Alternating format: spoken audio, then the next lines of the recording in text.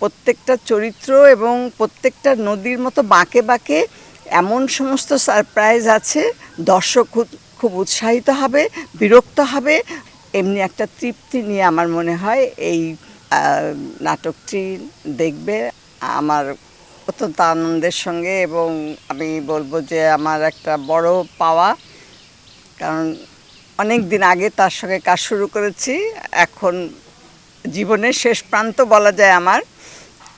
এই সময়ে এসে আমার জন্য যে চরিত্রটা তৈরি করেছে, আমি বলবো এই চরিত্র আমার জন্যে না, আমাদের বাংলাদেশের বাঙালি পরিবার, মধ্যবিত্ত পরিবার, এবং এই পরিবারের যে বন্ডিংগুলো এবং পরিবার যে আমাদের ভেঙে যাচ্ছে, সেই সম্পর্কগুলোকে সে নতুন করে আবার যেন একটা নতুন দ্যুতি দিয়ে দর্শকদের সামনে উপস্থাপন করতে যাচ্ছে। এবং প্রত্যেকটা চরিত্র এবং প্রত্যেকটা নদীর মতো বাঁকে বাঁকে এমন সমস্ত সারপ্রাইজ আছে, দর্শক খুব উৎসাহিত হবে, বিরক্ত হবে,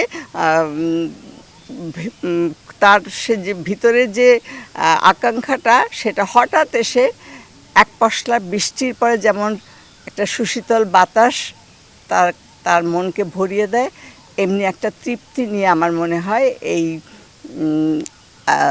নাটকটি দেখবে।